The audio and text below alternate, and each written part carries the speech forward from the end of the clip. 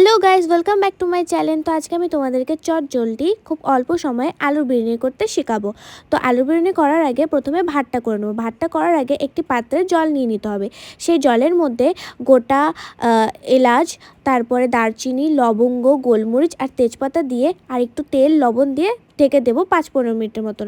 যখন জলটা এরকম টকবক টকবক করে ফুটতে শুরু করবে তখন এর মধ্যে দিয়ে দেবে বিরিয়ানির চালটা, যে চালটা আমি ১ ঘন্টার মতো ভিজিয়ে রেখেছিলাম। চালটা এই ১ ঘন্টার মতো ভিজিয়ে রাখলে সুন্দর হবে এবং ভাতটা তাড়াতাড়িও হবে। চালটা সম্পূর্ণ দিয়ে দেওয়ার পর ১০-১৫ মিনিটের মতন রেখে দিতে হবে। আর চালটা মাথায় রাখবে মোটামুটি 80%-এর মতনই সেদ্ধ করতে হবে। আমার চালটা এখানে প্রায় সেদ্ধ হয়ে গেছে, দেখতেই পাচ্ছ। 80% মানে একটু হবে আর একটুখানি কাঁচা থাকবে, চাল চাল ভাবটা থাকবে। এখানে আমার ভাতটা হয়ে গেছে, তো এখানে আমি ভাতটা ছেঁকে নিয়েছি, এখন জল ঝরাতে দিয়েছি। ভাতের দিকটা তো হয়ে গেল, তো এখন আসছি আলুর দিকে। তো এখানে আমি আলু বড় বড় বেশ আলু দুটো কেটে নিয়েছি চাকচাক করে। এরপর এর মধ্যে হলুদ লবণ দিয়ে ভালো করে মেখে নেব। এটাকে মেখে রেখে দেবো কিছুক্ষণের জন্য। এই মাখা আলুগুলোকে এরপরে একটা কড়াইয়ের মধ্যে তেল গরম করে দিয়ে দেবো ভাজতে। সুন্দরভাবে যখন ভাজা হয়ে যাবে, মানে যখন একটা লাল লাল ভাব চলে আসবে, ঠিক এরকম যখন একটা টেক্সচার চলে আসবে তখন এটা আমরা উঠিয়ে সাইডে রেখে দেবো। তো আমার এখানে আলুটা ভাজা প্রায় হয়ে গেছে। সবগুলো আলু একে একে ভেজে নিলাম। তারপরে এখানে একটু দই নিয়েছি।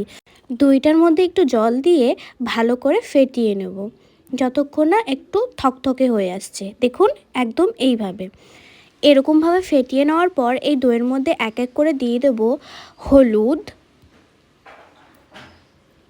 তারপরে দিব হচ্ছে লবণ,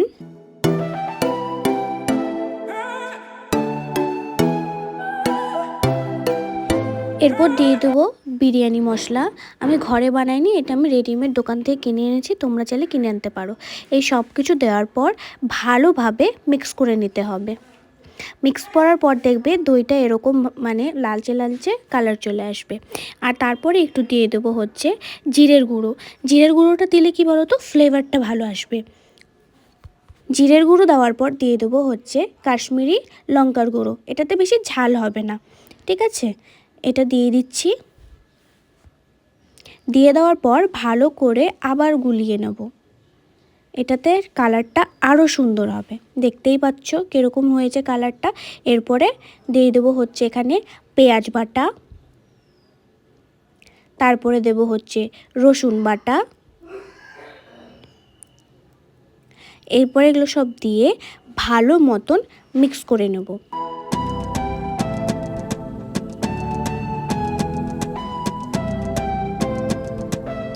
মিক্স করা হয়ে গেলে পরে ভেজে রাখা আলুগুলো এর মধ্যে দিয়ে ম্যারিনেট করে রেখে দেব প্রায় 25 মিনিটের মতো।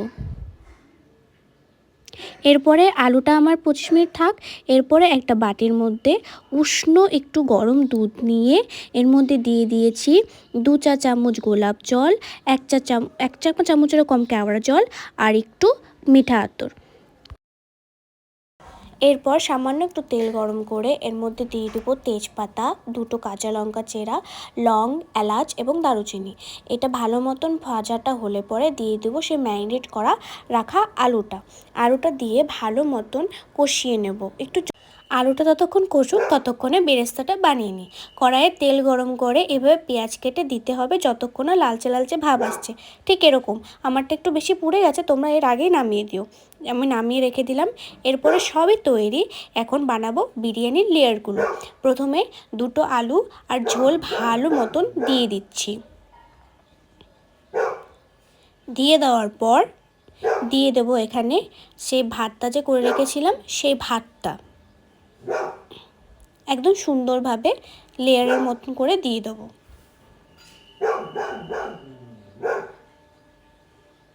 দিয়ে দিলাম।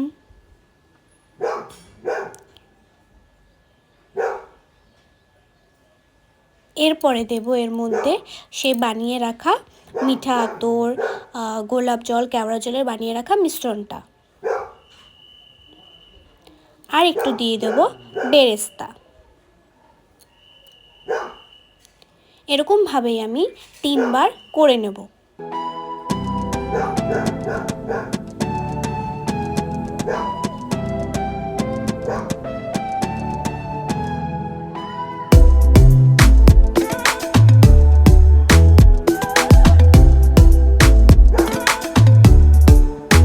এই যে একটু উপর দিয়ে ঘি দিয়ে তারপরে করে দিয়ে তৈরি।